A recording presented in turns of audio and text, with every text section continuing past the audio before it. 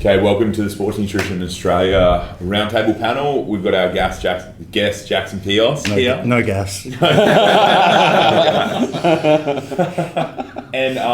we're just going to go through our intros. Everyone's handled. Joey, you go first, man. Joey Cantlin, PT. The Australian Sports Nutritionist. The physique coach AU. And Brandon Kempter, or BK Conditioning. And then your handle is? Jackson Peos, nice and simple. So I've got a funny story to kick us off. So when Jackson was flying in, I organised his flights and everything, and I've driven down half an hour from where they're coming. So I've driven down half an hour further south, and I'm waiting in Gold Coast Airport, and I'm like, okay, where's Jackson? Should be here now. And he's like, I've just arrived. It's all good. Blah blah blah. I'm like, all right, I'm near the construction. Jackson goes, there's no construction. And I look at my phone, shit, he's at Brisbane. It's already past midnight right now as well. I booked him to Brisbane. So I'm like, I'll be up in an hour, drive up an hour, then drive back down. We had Macca's on the way, we made it up, I thought, until he stood on my sunglasses the next day. So we're even. That was a shit thing to do. I was like, please tell me they're fake. So, mate, you're doing probably one of the coolest things in sports nutrition research in the last decade that's happened, in my opinion, and I know a lot of people are really excited about it, which is about intermittent energy restriction and, the potential to mitigate things like adaptive thermogenesis, optimize things like rate of fat loss, all that kind of stuff. Do you want to just give us a brief overview and synopsis of that, and then we'll talk into some other questions? Yeah, so when I was starting out my PhD, there was a couple of things I was thinking about researching. One was sort of anything related to refeeds and diet breaks, because I knew people were doing them, but I also knew that from a research perspective they hadn't really been touched, specifically in athletic populations. And the other thing I was interested in was sort of these reverse recovery diets and how you should transition someone out of a diet post weight loss. Because I knew that there was significant variation with what people were doing with coaches, nutritionists, and athletes, and I knew that again that hadn't really been looked at from a sort of controlled scientific standpoint. So I started reading, and I thought, okay, I'm probably more interested in the refeed diet break stuff, and that was where I started. Started to sort of dig into some of the research and sort of, in basic terms, what this intermittent dieting is sort of is trying to do is like you said, it's trying to restore some of the sort of negative adaptations that are accompanying dieting, things like declines in our resting metabolic rate, which over the course of the weight loss makes our metabolism slow down, and we burn less calories, which makes future weight loss more and more difficult. So the theory behind intermittent dieting is by doing things like refeeds or diet breaks, you give this short-term boost in calories, and it gives a temporary normalization or restoration of resting metabolic rate, and potentially can lead to better fat and weight loss efficiency. We also sort of, some of the rationale behind these intermittent diets is, we know that when you start dieting, you get these changes in hormonal profiles, and one of the significant changes is we become less satiated from our meals and we become more hungrier. So there is some rationale that by giving the person sort of these interspersed periods of higher calories, the body doesn't feel so constantly deprived. It doesn't need to sort of have these really severe potent changes in hormones, and can potentially lead to better sort of dietary management, because the person isn't so hungry and sort of doesn't have the desire to binge and eat these crazy amount of foods all the time. The person's still going to be hungry though. So that was sort of like the general stuff that I knew about, and then started to look at, okay, well, who's done studies here, and so quickly learned that sort of the only studies in this area were on overweight and obese people. So I thought, right, okay, I'm going to do a study here. I'm going to make it really, really strong. Going to get a huge, big cohort so we can pick up these small differences in sort of fat loss and lean mass. Because what you got to remember when you're doing dieting studies with overweight people, sort of, like, because the magnitude of weight loss can be so great in these studies, like a person can be losing sort of 20 kilos of their body weight. It's easy to pick up the changes because the magnitude of weight loss is so great. Now with an athlete, athletes are potential, like a 1 to 2% improvement in performance is significant for an athlete. A 1 to 2% improvement in fat loss for an obese person is insignificant. It's practically irrelevant. So you have to be a little bit different with the statistics and things like that when you're working with athletes and you're trying to pick up these very sensitive differences. So when I sat down with Eric, I was like, well, okay, what would be a practically relevant difference for an athlete? And he was like, well, it's going to be small, and so small that sort of an athlete would care about just a 1 kilo difference in sort of muscle mass retention in a weight loss intervention. Like, that would be significant.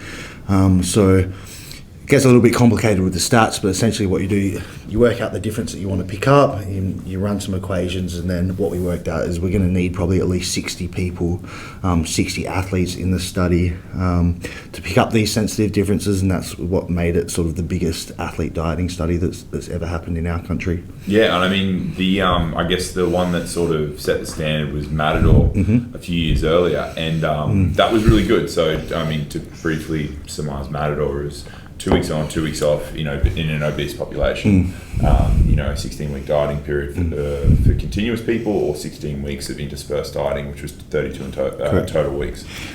So Amanda Sainsbury, who was sort of the supervisor of that whole study, she lives in Sydney and she works at the Nutritional Institute over there. And at the start of my PhD, I was actually going to move over there. And UWA was going to be like, well, we haven't really studied anything like this before, and we think you're a little bit crazy, and we, like, if shit hits the fan, like, we don't think we know enough to be able to sort of help you out. He's like, we probably need to send you over to a university where they've got more specialists in this area. I didn't really want to do that, but I ended up having a meeting with Amanda, and so she doesn't do any work with athletes. She works heavily with nutritional interventions for overweight people and treating obesity. She gets millions and millions of dollars of funding to do the studies that she does. Like, just to put it in perspective, like that Matador study with 150 people, they provided all the meals for the entire weight loss intervention for the participants to eat. Like, that's how much money we're talking about with the funding for these studies. So I ended up having a meeting with Amanda and sort of told her my situation. I was like, you guys are doing a little bit of stuff in the intermittent dieting scene. Have you considered the relevance of it being for athletes? And she was like, oh, no, we're just doing it for the overweight people. I was like, explain sort of the rationale, potentially what athletes could sort of draw benefit from these sort of things. And she was like, yeah, actually, that's cool. And she was probably excited because it was going to expand sort of her area of research. She directs a whole lot of it in Australia. And I was like, well, we've got a problem here. I want to do it at UWA. They want me to go over to Sydney. And she was like, she's got so much money, so she was like, oh, don't worry, like, I'll be your co-supervisor, you stay at UWA, I'll just fly over whenever I need to. I'll come and help you out. So she's been a super help. So I'm very closely linked to the Matador study because I'm tied in with the same sort of authors. So, and I mean, it was great. Like, one of the things that I think is overlooked with Matador is the fact that the argument with obese people is they have so much fat to lose that they're not going to get down regulations in metabolic rate, and they're not going to have negative impact, like effects of weight loss, especially if you've got a lot of like weight to lose. Hey, that's your body fat, that's your energy. And what we saw in the continuous dieting group was quite a significant suppression and quite a significant weight regain in resting metabolic rate. There's a number of, critiques and stuff of Matador. A few of our friends and colleagues and stuff. Luke Lehman would like it to be 32 weeks of continuous dieting, a group for continuous dieting for 32 weeks, and then less of a deficit for 32 and all this kind of stuff. Yeah, but we actually took that criticism on board. He's obviously not the only person that said that.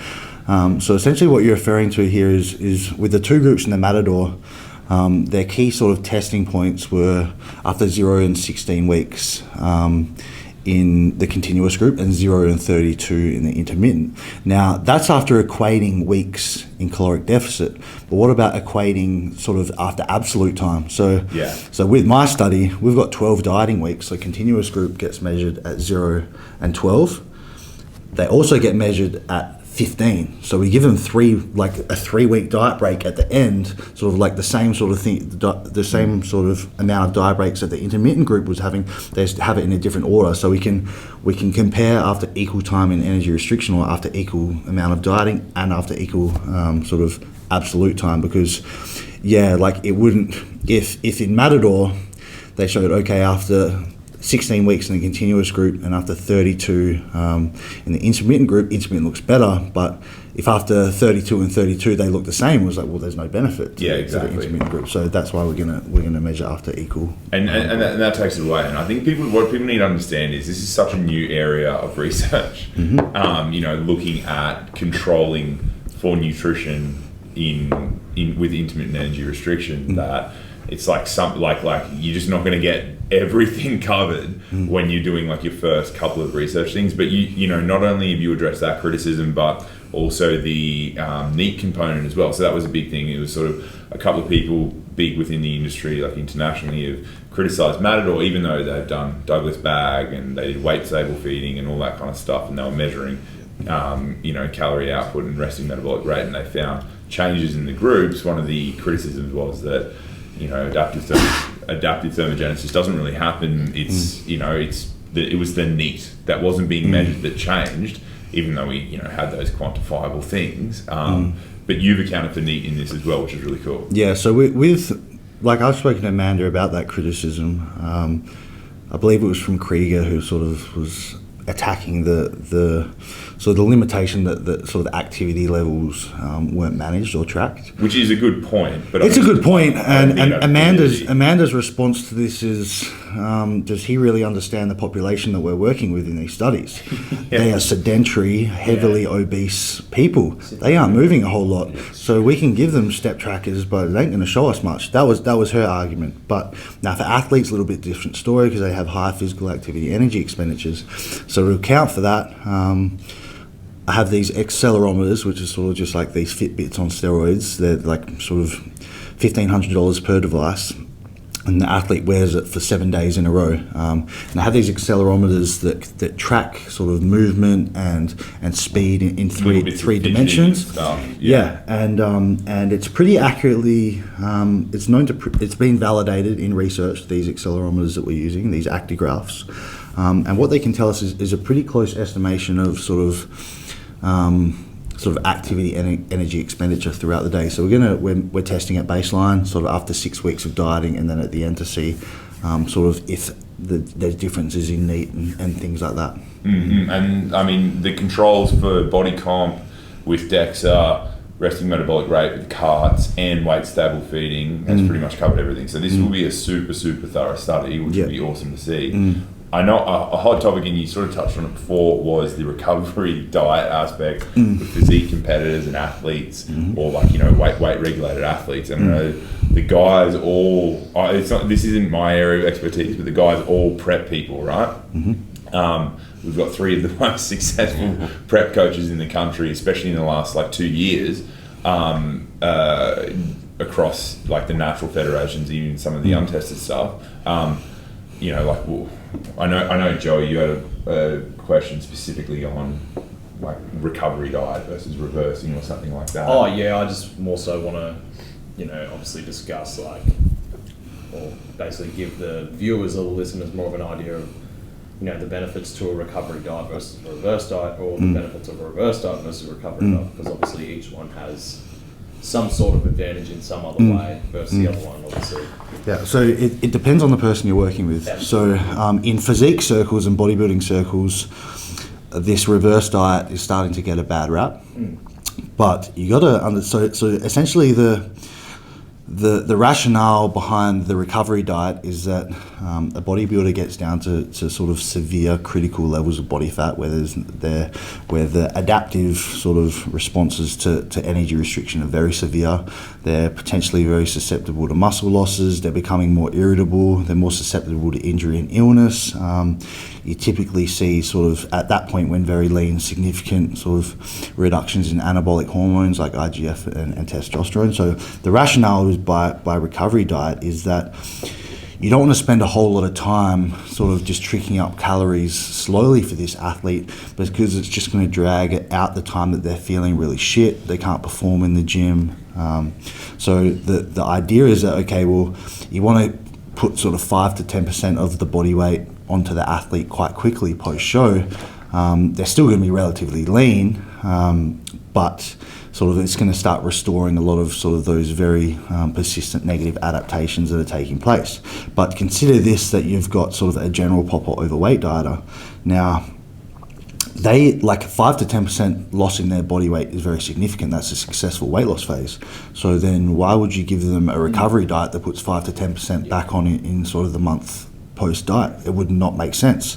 So for obese people, overweight people, general pop dieters, or just normal weight people who are sort of trying to drop 5 to 10% of their body weight, then a reverse diet makes a lot more sense. So just gradually increasing calories slowly, because at the end of the weight loss phase for these people, they aren't going into off seasons. They're in a perfect world, they're going to maintain the weight that they lost. Yeah. So it would make more sense to just slowly increase the calories, sort of slowly build up sort of some energy expenditure, and then sort of restore, but by bringing them into energy balance at least, restore some of the sort of negative adaptations that were taking place, and hopefully get them to a point where they're able to maintain a body weight that they're happy with, eating a relatively decent amount. But yeah, so it's comparing apples and oranges. You like, I think I do agree that a recovery diet makes more sense for a bodybuilder, or even just any athlete who's got down to really low levels of body fat and they're feeling pretty crappy.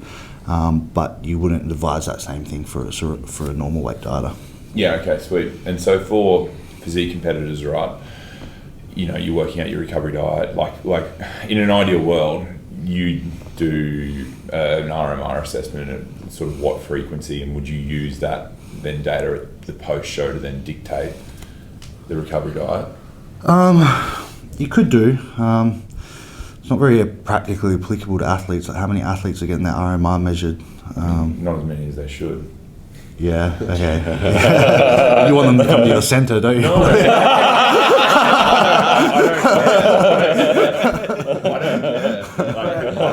I don't have a centre. I don't have a centre.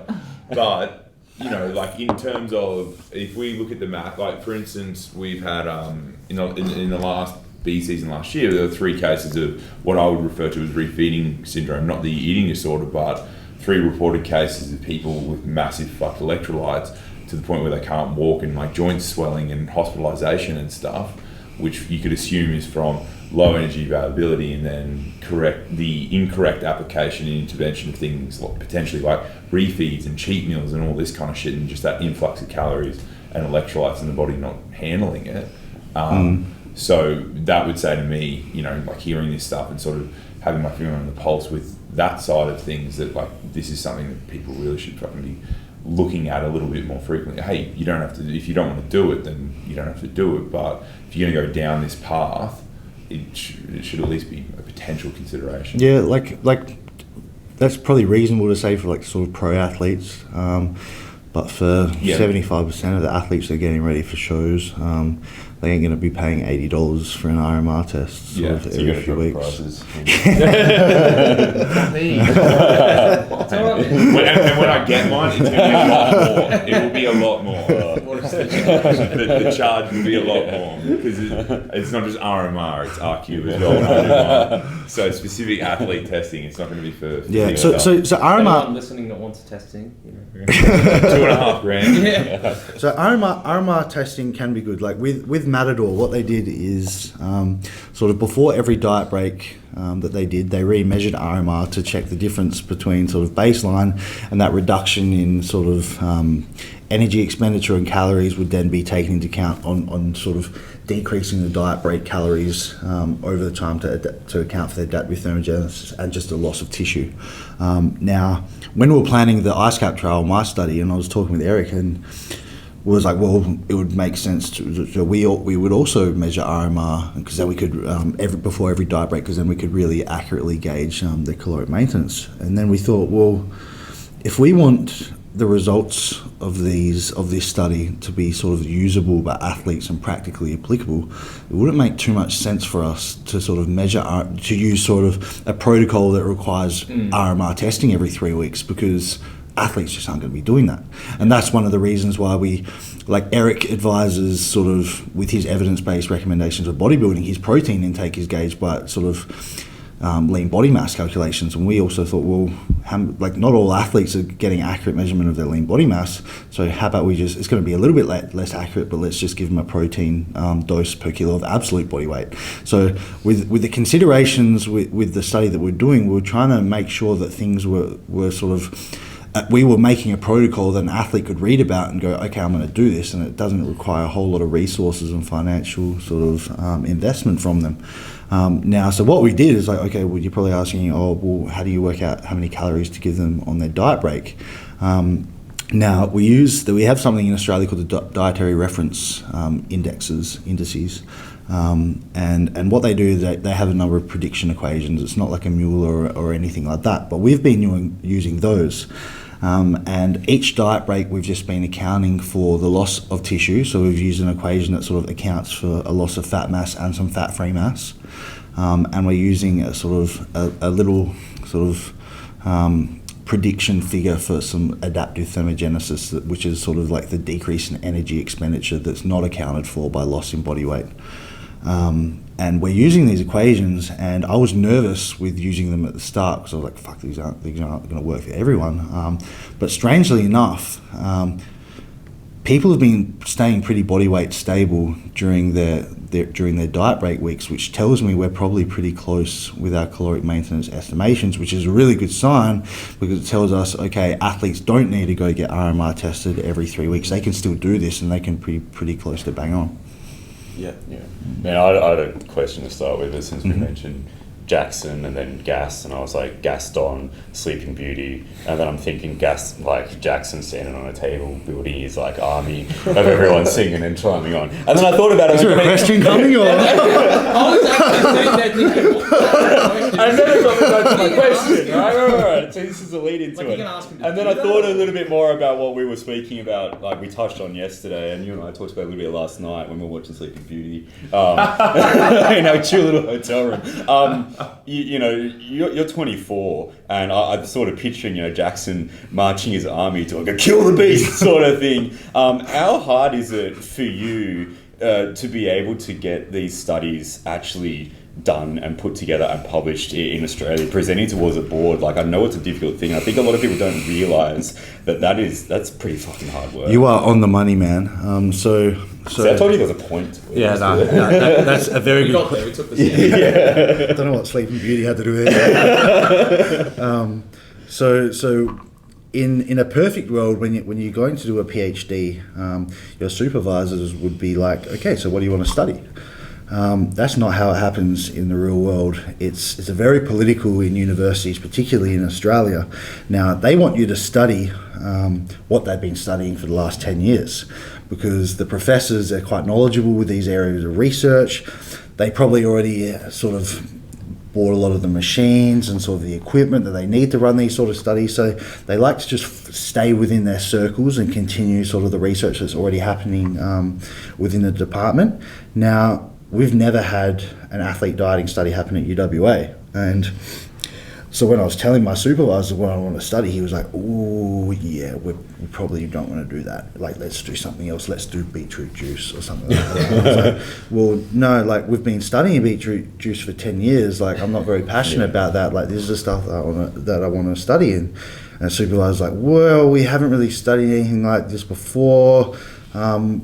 If something goes wrong, we might not have the resources to help you, and maybe we'll push you over to Sydney. And so I probably had to argue with head honchos at the university and the department for probably about 6 months before I was able to get what I wanted to do, which was frustrating because I just chewed up half a year of my PhD fucking around and talking to people.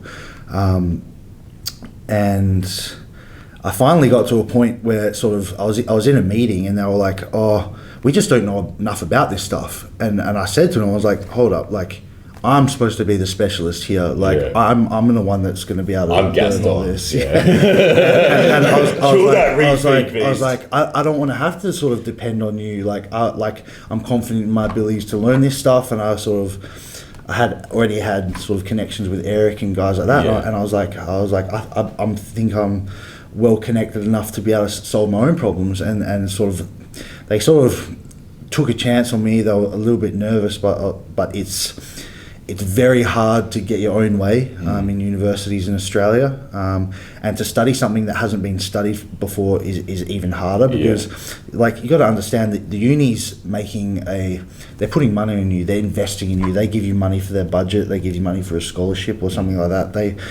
They want to get a dividend, they want to get a return on their investment. So if they think you've lost the plot, you're just going to study something that's crazy and that might not like get too much traction in a research world or something like that, they get very worried about that. So if I wasn't so stubborn, I probably would have rolled over and I would be studying something like beetroot, and some other people probably would have they would have got pushed into the corner and be like, okay, fine, I'll do the beetroot study or the cycling study, which we do fucking tens of at UWA. I was lucky enough. I was very stubborn. Well, it's not luck. It's it's your perseverance and your passion towards that area. Like how beneficial is what you're doing applicable to guys like us and guys like the practitioners that are going to be coaching people to know like a definitive method as to how we can not only like monitor refeeds and diet progression, but also have some kind of preventative method to REDs later on. Like that's extremely important in our area because our area is so small. Yeah, and I'll just say another problem with doing the sort of research that I'm doing is it's like who's going to pay for your study? Like people think that studies can just happen like that. They forget that like every DEXA scan, every blood draw, every resting metabolic rate test that happens like costs money. And you've got 600 people doing it. Well, we've got 60 people and 3 testing sessions per block. It's 180 testing sessions, and just to put it in perspective, like just one DEXA scan is $30. So you're looking $6,000 gone already. Yeah. That's just DEXAs, and you don't have a whole lot of money. So the university, a lot like they have connections with grant boards and things like that, where you go and pitch and say this is a study we want to do to an organisation or a company or something. Like, this is a good study. This could potentially help us. Here's some money to go do your study. Now, very hard to sort of get money for, like, no one wants to fund stuff for bodybuilders and things like that, and that's why the university was so scared, because getting funding for athlete stuff is really, really hard. And they sort of said, well, you're going to have to go find funding out on your own, because we don't have any connections for this sort of stuff. Yeah. And so that was another risk that I took, and I was lucky enough to sort of get in contact with Mike Israel and Nick Shaw from Renaissance Periodization, and they were able to give me some funding to sort of make this study happen. Without them, it probably wouldn't happen. And this would be sort of catalyst too, because you've had that perseverance to be able to go, no, I'm going to get this done.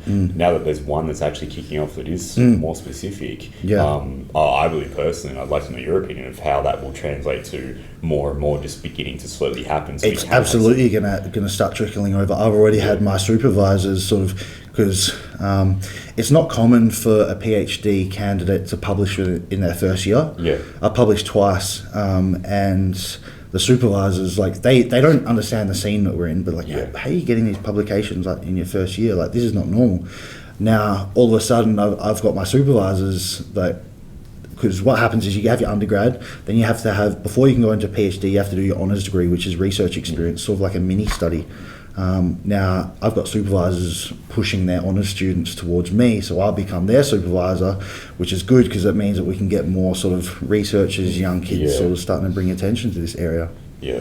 And I think people are interested in studying about it. It's just, there's a lot of, it's university research is very protected in Australia, and to sort of start off on a new path is very difficult. Once a path starts, they'll start trafficking people towards it. So I think we'll see some good stuff over the next 5 to 10 years. Yeah. You were so stubborn in your approach because obviously the university was just straight away like, oh no, we don't know enough about that. But if you hadn't have been so stubborn in your approach and you were like, no, I really want to do this, then we would always never know. So 100%. I think what you're doing is fantastic. Like, I mean, talking about diet breaks and refeeds for a few years now, it's good that we're going to have some actual clarity. For sure. So not everyone's just guessing. Right? Yeah. Like how many different ways do you know how to refeed? Like You at know, the with moment, some we're not different things. necessarily guessing per se. We know there is an effect, but Educated it's guess. it's going to be very nice to have clarity, like this is this and that is that. So I think it's awesome. Just quickly, I know that Joey's seen it a lot, and have you seen it? Have you observed this as well, like in studies or just in clinical observations in private practice? But when you get to I know that yesterday when you're talking about the diet breaks, that like weight stable is something that you look for. Have you seen people still drop and observe drops in those break periods as well, where like say, what I might hypothesize is like momentum, like it might be like a momentum thing into that break if it's like a shorter period. Are you seeing things like that occur clinically? So weight drop in diet break weeks? Yeah. A couple of times, but it would be outlying. Yeah. And sometimes it's been cool. Like sometimes I've given like you can't be losing weight on these calories sort of things, but it's been happening. So some little sort of surprising things are happening, and we probably won't know sort of the physiology behind why those things are happening just yet. There's a few guesses, like when people see sort of weight drops in periods of sort of caloric maintenance or caloric surplus, usually one of the best bets is either this whoosh theory, where like people are probably having some cortisol built up through the dieting weeks. It's causing some water retention, give themselves the extra calories, and it just pushes this fluid out, and the weight drop that you're seeing is actually not body weight, not body fat, it's just sort of fluid loss. Another sort of guess is that, well, maybe you give these people these refeeds and diet breaks, all of a sudden they just start moving a little bit more. Yeah. Sometimes subconsciously they start bouncing around a little bit more and things like that. So a couple of those things could be explaining why we sometimes see sort of a weight drop in these diet break periods or these higher feeding periods. But in terms of my study, I've diet break, like there's about 25 that have got from week 0 to week 16, so they've had like four diet breaks each, and I'd say there'd be a handful of times where they dropped weight in the diet break. Usually it's quite stable. Yeah. But what's cool is sometimes I see, so we're doing a 3 week on, 1 week off protocol, and they have weight loss targets each week of their dieting weeks, and then they try to be stable in the diet break. And sometimes like sort of at the 3rd week of the dieting block, they haven't made their weight loss target, or weight loss has just stalled. Then they have their diet break. Then the first week, the week after the first week of their next dieting block, I give them the same calories that they're having at the 3rd week of their dieting block, last block, and all of a sudden weight loss starts coming off again. So Rate of loss increases. Yeah. As well. Yeah, that's cool. Cool. This is probably really off kind of center to what we're talking about, but we know there's heaps of fascinating adaptation that occurs when we diet, particularly when we diet to low body fat levels, as in bodybuilding. One of which is a decrease in insulin secretion, which is unfortunate from a nutrient partitioning standpoint. This is more in relation to peaking, given that we're exceptionally lean at that portion of our preparation, and that we're less efficient at partitioning incoming carbohydrate to muscle glycogen. Do you feel we're more efficient? We're more efficient? Yeah. I was going to say, do you think that in those scenarios when we're really depleted, that it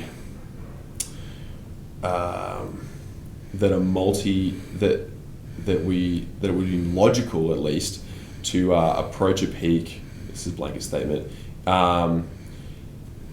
in a slower, systematic manner over a longer time point than a closer time point, like over 3 days over a shorter backload, given the level of depletion is so severe. Is Maybe sort of a broad comment. Yeah, I understand. So logically.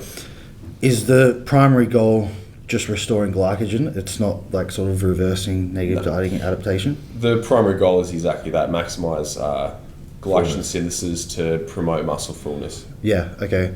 Well, I'm pretty up to date with the research in this area now. We don't have research on bodybuilders, Yeah, we won't. but we have research on endurance athletes, because what we know about endurance athletes is when their glycogen depletion level sort of reaches critical states, you get this hitting the wall thing, which is the hitting the wall essentially refers to sort of critical levels of glycogen, and that's when we see a massive decline in sort of endurance performance. So from a marathon runner perspective, the longer that you can delay sort of this hitting the wall period by having more glycogen, the better your sort of performance and race time is going to be. So a lot of these carb loading protocols have been tested in marathon runners and endurance athletes, and the first few studies, the rationale was that sort of 3 days of really high carbohydrates with a training taper, so less activity, was enough to sort of fully supercompensate. So you'd have a heavy training load for the first 3 days of the week, then with low carbohydrates. Then the next 3 days, you'd have a training taper with really high with really high carbohydrate intake, and you see this supercompensation effect of muscle glycogen. So sort of hold more glycogen that you would normally sort of hold it in normal situations. That's that supercompensation effect, and it doesn't last forever. It's only a temporary thing, but you can time that nicely for sort of before a race. Now that was the original thought, that's how people should do it: sort of 3 day heavy training, then 3 day taper, 3 day load. But some new research, sort of just a couple of years ago, got published that showed sort of a 1 day training taper with a high carbohydrate load is enough to sort of get 95% of the supercompensation effect that they were seeing with 3 day loads. So in terms of drawing it out to like something longer, like 7 days, I'm not sure if it doesn't make much sense in my mind to be better than sort of a short term load, but it could definitely have sort of, there's a practical rationale, because if you're sort of being more moderate and spreading it out for longer, there's less chance, this is purely for physique athletes, there's less chance of them spilling over or you overdoing it, and you've got more time to sort of pull things back. Whereas if you're doing these sort of heavy sort of 1-2 day loads that marathon runners are doing, if you're doing that for a bodybuilder and you overshoot it, you don't probably have enough time to sort of, you spill over, you can't. I mean, there is individuals that do employ really short backloads, and the quantity of carbohydrate per unit of time they're pushing it is quite phenomenal. And in some scenarios, do you know Cliff Wilson? Absolutely. Yeah, Cliff Wilson pretty much modeled his stuff on the latest endurance marathon runner carb loading research. Cool, thank you. Yeah, I'm not sure, that's just, I'm not sure which one's better, but it's probably pros and cons to both. Like I know that a 1 day load, like 1 day heavy load with a training taper works really good for bodybuilders, and it absolutely works well for marathon runners. But probably sort of a safer bet would probably be something a little bit more moderate, and you're probably opening yourself up to sort of overdoing it a little bit more, at least when you're working with physique athletes, if you just do those heavy short-term loads. But, fantastic. Thanks for that insight. I mean, it's no doubt unique in application, but it's really fantastic to have your perspective. Thank you. Thanks, man. Thanks, man. We'll wrap it up there, hey? Awesome.